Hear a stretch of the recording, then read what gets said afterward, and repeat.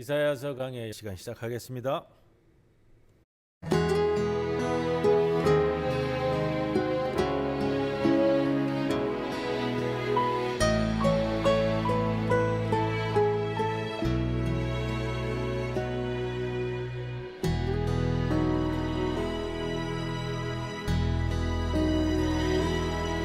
나를 지으신 이가 하나님,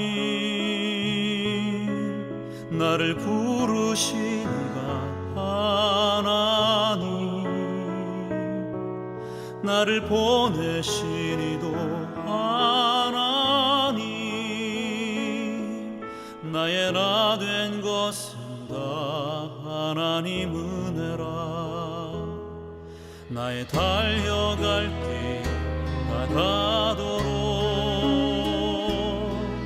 나의 마지막 호흡 다하도록,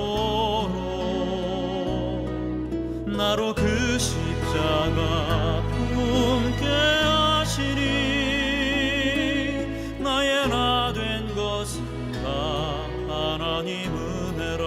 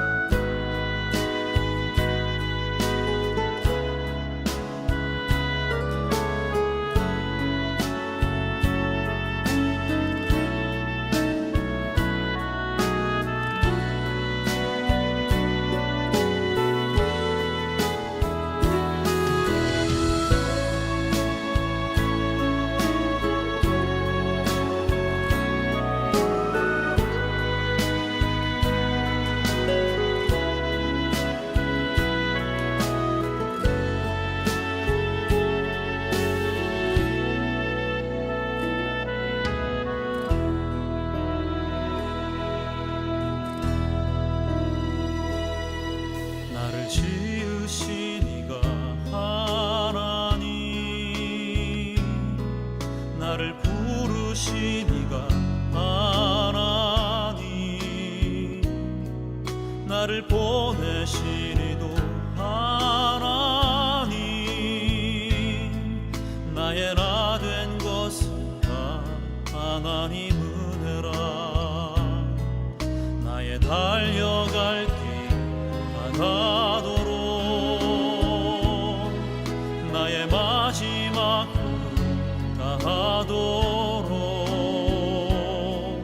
나로 그 십자가 품게 하시니,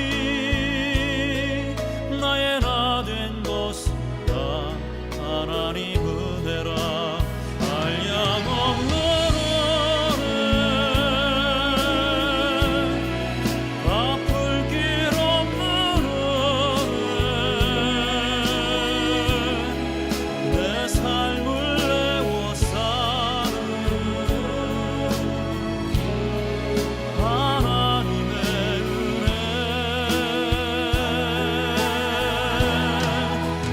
주저함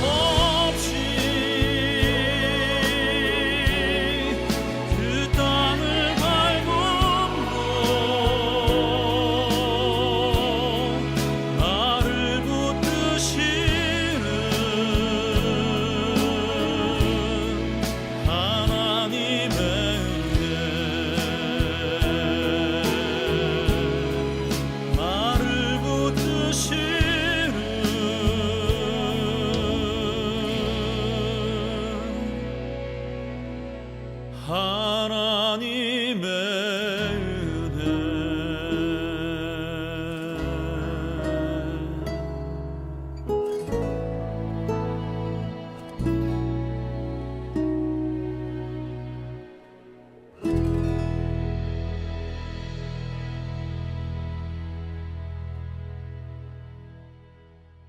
기도드립니다.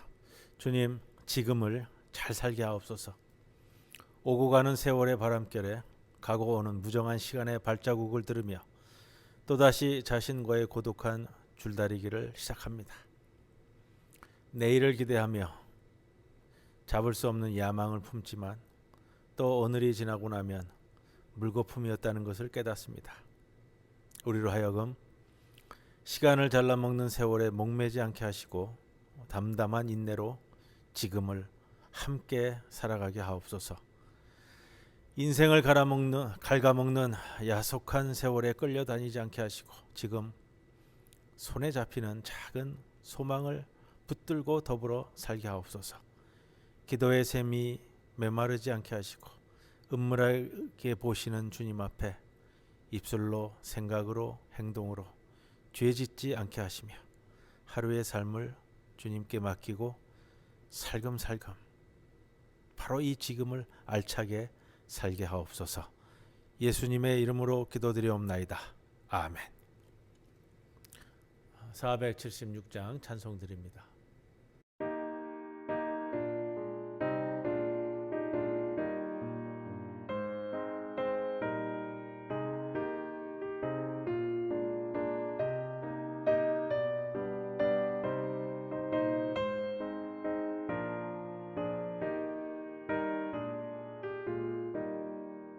꽃이 피고 새가 오는 아름다운 봄이 왔네.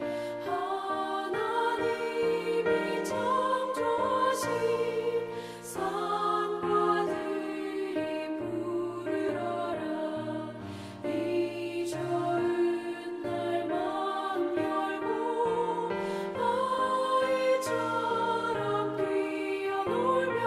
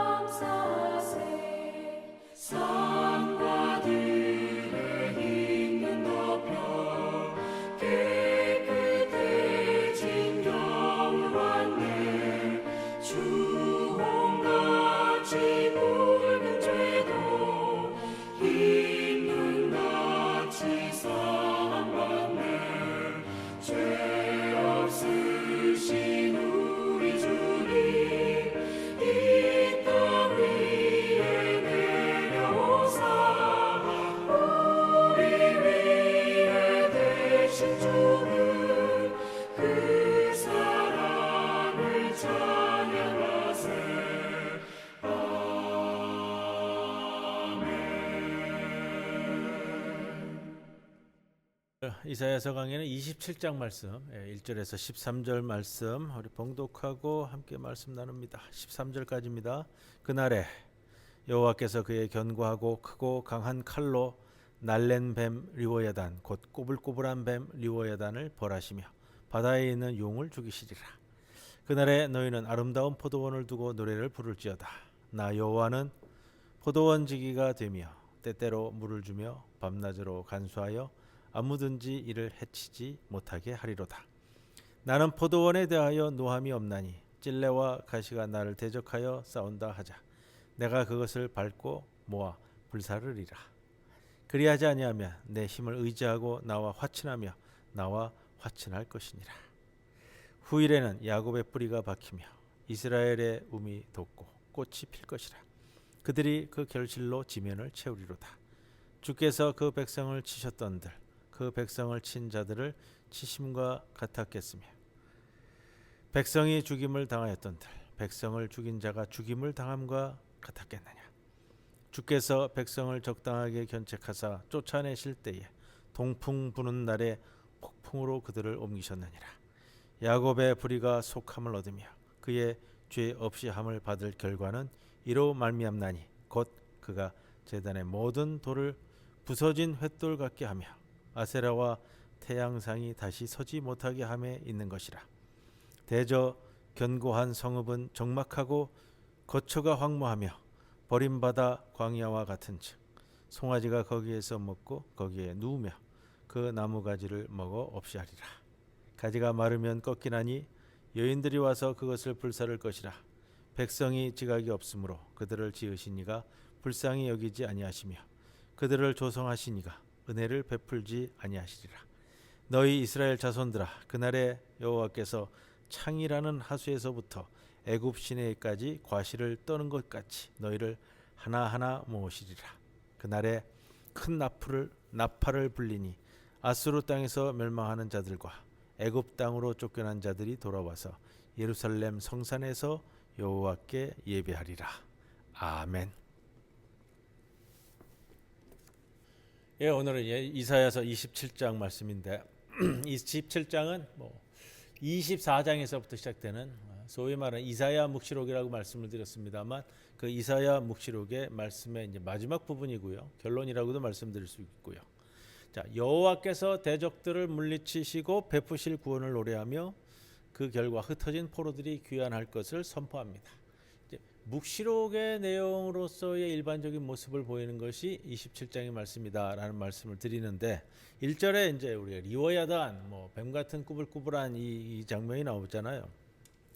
자, 리워야단은 우리가 욥기 공부할 때 함께 말씀 나눴습니다만 이제 괴물이고요. 뱀으로 표현되기도 하고 용으로 표현되기도 하고 악어로 큰 악어로 이제 번역되기도 하고 그랬습니다만 또 용으로 오늘 번역되고 있는 것은 탄닌이라는 히브리어를 쓰는데 욥기나 또 계시록에서는 큰 바다 짐승, 바다 괴물, 큰 뱀, 큰 악어 이렇게 번역되기도 했습니다. 다채롭게 번역되었는데 왜 이렇게 다채롭게 번역되었느냐? 실제로 이 시대에 구약 시대에도 이 괴물 이게 이제 신화적인 존재인데 이것이 그때도 이제 명확하지 않았고요. 그때도 명확하지 않은 거를 지금 또 명확하게 얘기하려니까 그것도 어려운 거고요. 그런 겁니다. 분명한 것은 이러한 존재들이 하나님이 창조하신 존재로 표현되지만 또 다른 한편으로는 하나님을 대적하는 어두운 존재로 표현되기도 한다라는 겁니다. 이것은 세상을 주관하는 신과 어둠과 혼돈을 상징하는 세력 간의 싸움. 보통 이제 성서에 나오는 것 말고 고대 신화라든지 이런 것들을 보면은 항상 이 선의 세력과 어둠의 세력이 서로 싸우는 것으로 묘사되고 있는데 바로 이런 어둠과 혼돈을 상징하는 세력 간의 싸움이라는 이런 신화적 소재가 오늘 이사야 이 묵시록에 차용되었을 것이다 이렇게 이제 바라봅니다.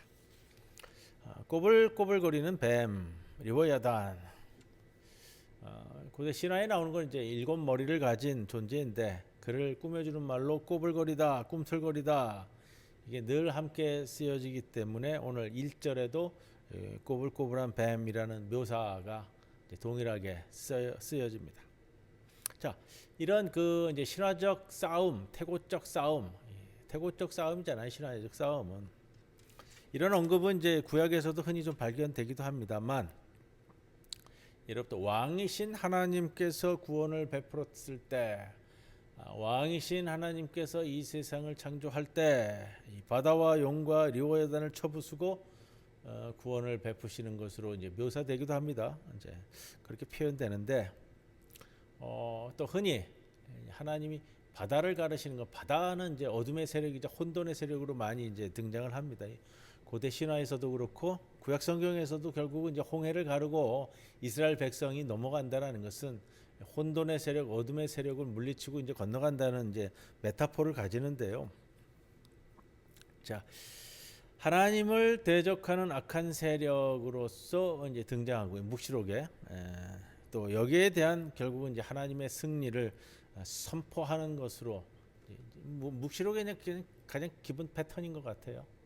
그래서 오늘도 이제 그렇게 표현하고 있는데, 뭐 이거는 뭐 구약 성경에서 다니엘서에서도 이제 바다에서 나오는 괴물 뭐 이런 이야기들이 나오고 요한계시록에서도 등장을 하고요.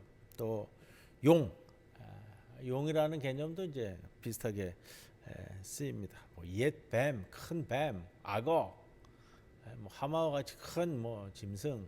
우리가 욥기 할 때는 좀 말씀을 다 드렸어요. 리워야단, 베헤못 뭐 이렇게 쭉 말씀을 드렸습니다만, 자, 이런 괴물들은 원래 하나님을 대적하는 신화적 존재로서 가리키던 것이 이제 차용이 되어져서 지금 여기 이제 현실에서 하나님을 대적하는 세력들로 표현되고 있어요. 이제 묵시록의 이제 메타포인데, 자, 구약 본문이 이제 그렇게 차용함으로 인해서 옛 태고적 신화적 어둠의 세력들을 이제 현실의 역사에 가져왔을 때 이 이스라엘 백성들을 억압하고 탄압하는 존재로서 해석할 수 있는 여지를 열어놓고 있습니다. 그래서 대개 이런 이제 싸움은 원래는 이제 태고 쪽에 있었는데, 이사야서의 또 다른 구절에서도 현재의 억압, 곤경 속에서 백성들을 건져 달라고 구할 때, 지금 현실이 굉장히 어렵고 곤경에 처해 있잖아요. 그를 태고 쪽에 하나님께서 이러한 신화적 존재들, 어둠의 세력들을, 리워야단을, 뱀들을, 탄인들을 물리치셨던 그 기억을 상기시키면서 그 승리를 다시 되뇌이면서 지금의 현재적 승리로 가져오고자 하는 것, 이렇게 우리가 표현하고 이해할 수 있겠습니다. 이사야서 51장 이제 나중에 다시 다루게 될 텐데, 이사야 51장에 보면 아예 그냥 대놓고 탄닌, 야미는 예전에 말씀을 좀 드렸습니다. 욥기에서 바다 괴물을 얘기하는데, 태홈, 티아마, 메소포타미아, 바벨론 신화에 나오는 이런 것들입니다. 이런 신화적 존재들이 이사야 51장에 가면 이제 아예 노골적으로 다 열거되고 있어요. 거기에 출애굽, 그다음에 홍해의 모티브, 이런 것들과 전부 다 결합되어서 여호와의 구원하시는 능력을 극대화시키는, 이게 문학적 표현이면 문학적 표현이고요. 묵시록이라는 것 자체가 이제 묵시 문학이니까. 자, 그러면서 이 고대 근동의 이런 신화적 존재들, 구약 기자들이, 이사야 기자가 볼 때 이런 것들을 차용해서 가져옴으로써의 여호와의 권능을 드러내는 수단으로 사용하는 거예요. 문학적 표현이다, 이런 말씀을 좀 드리고요. 그래서 이사야 27장 또한 하나님이 이 세상을 회복하시는 그날에, 회복한다라는 것은 이러한 이제 어둠의 세력들이 날뛰는 가운데 이스라엘이 이제 억압을 당하고 곤경에 처해져 있을 때에 이것을 다시 하나님께서 회복시키실 것이고, 그 회복하실 마지막 날에 다시금 요한계시록에도 그러겠잖아요. 마지막 싸움이라는 그런 표현처럼 하나님을 대적하는 세력과의 전쟁이 벌어질 것이고, 태고적에 승리하신 하나님이 오늘도 이 전쟁에서 최종적으로 또다시 승리할 것이다. 이것을 보여주는 말씀이 오늘 27장 1절에서 13절 말씀이고, 그 중에 일어나는 여러 가지 이제 부수적인 내용들을 디테일하게 이제 뭐 포도나무, 포도원 다시 회복하는 내용들 이런 것들을 좀 담고 있습니다. 자, 여기서 초점은요, 이제 고대 신화적 존재들을 등장시키고 있는데 그런 존재가 실제 했는가 뭐 이런 걸 논하는 것이 중요한 것이 아니고요. 이런 신화적 존재로 상징되는 강력한 하나님에 대한 대적 세력들 그런 것들이 지금도 있다. 그러나 여호와께서 그 옛날 태고 쪽에 그러하셨듯이 오늘날에도 그들을 전부 다 격파하고 하나님의 백성이 구원을 경험케 만들어 주신다. 이 내용입니다. 그래서 신화는 뭐 지금 현실의 이 곤경, 어려움, 이 참혹함을 그대로 이제 표현하는데 적절한 요소로 쓰이고 있는 것으로 보여지고요. 자, 여호와 하나님이 대적 세력을 없애주시고 하나님의 백성들은 이를 통해서 하나님의 돌보심과 구원을 경험할 것이다 라는 거예요. 그래서 1절에 여호와의 승리를 선언하고 2절 이하는 이스라엘 백성을 향한 하나님의 은혜를 우리에게 보여줍니다. 그래서 이사야서 5장에서도 나왔던 이 포도원이라는 이 다시 소재를 등장시킵니다. 여호와가 찾으시는 열매를 맺지 않은 포도원은 짓밟히고 파괴되었지만 여호와를 의지하여 그분이 돌보시는 포도원은 하나님이 돌보시는 포도원은 뿌리를 내리고 결실한다 이거잖아요. 왜? 여호와께서 지키시기 때문에. 이거를 이제 참혹함 가운데 떨어진 이스라엘 백성의 이 구원 경험의 사건에 비유해서 오늘 말씀을 전해줍니다. 6절에서 말하는 바는 분명합니다. 날이 이르리니 그날에 야곱의 뿌리가 땅에 단단히 뿌리 내리고 그 싹이 돋을 것이며 온 땅 위에 야곱 이스라엘이 맺은 열매가 가득할 것이다. 자, 이들의 결실은 단지 이들만의 기쁨이 아니라 온 땅, 온 지면을 가득 채워나가는 사건이다라는 겁니다. 그러므로 인해서 이제 27장 7절 이하의 말씀에서 이사야 묵시력을 이제 마지막으로 마무리하는 겁니다.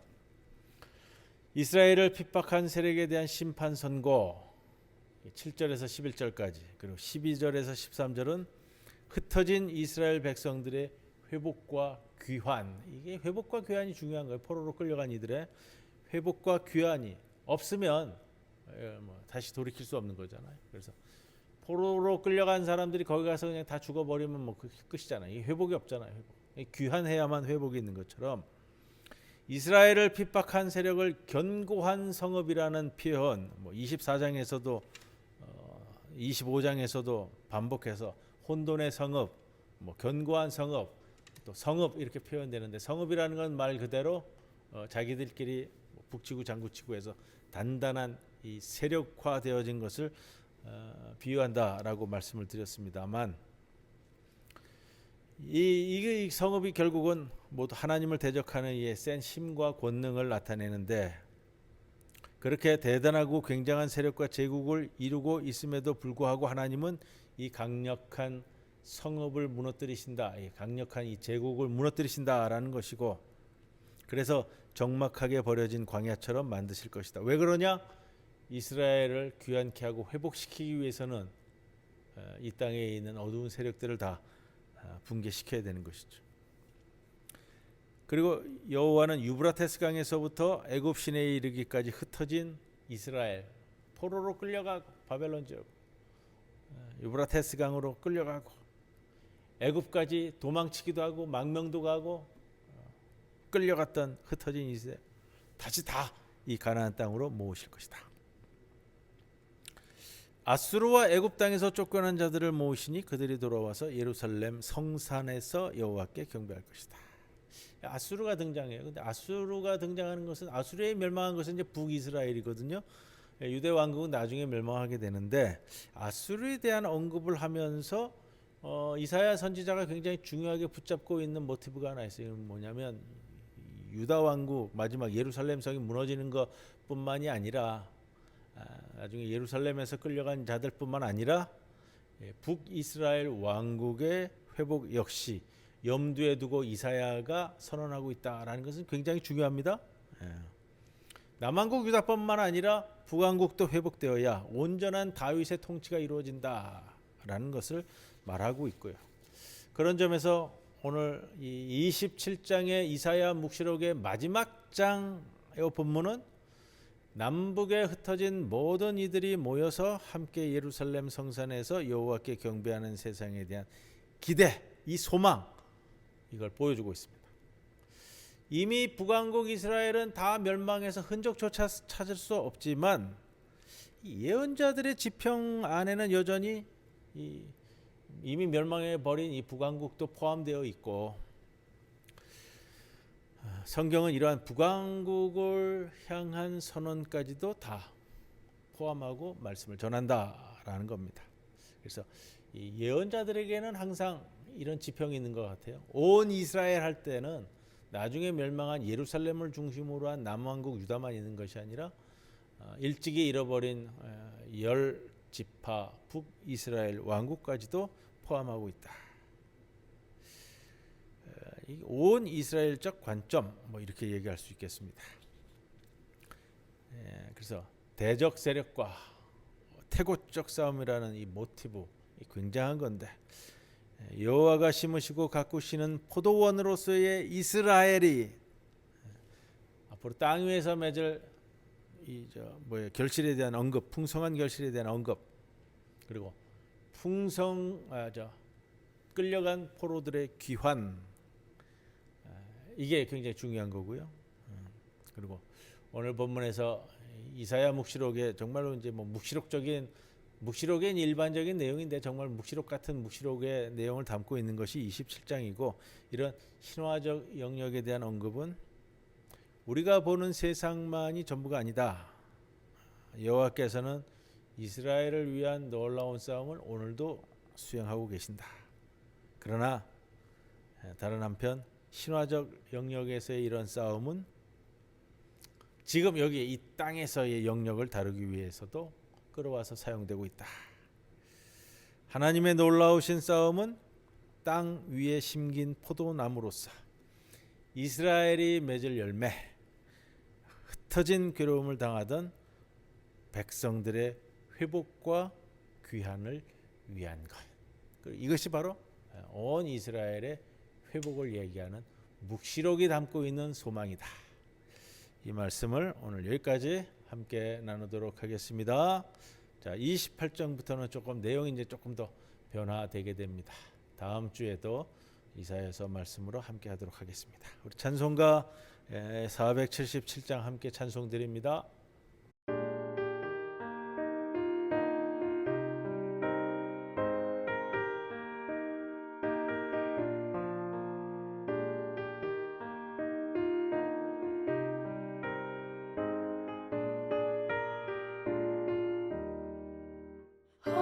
하나님이 창조하신 꽃들이 아름다워 들길 따라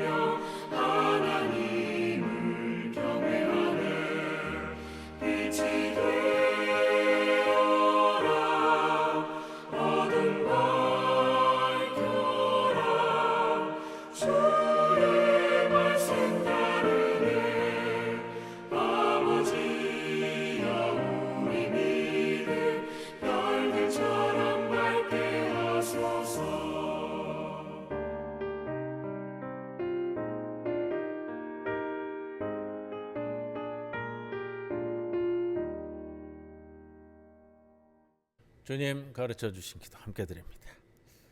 하늘에 계신 우리 아버지, 이름이 거룩히 여김을 받으시오며 나라의 임하옵시며 뜻이 하늘에서 이루어진 것 같이 땅에서도 이루어지이다.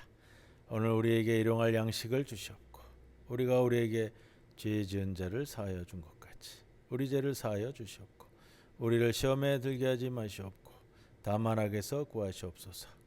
나라와 권세와 영광이 아버지께 영원히 있사옵나이다. 아멘.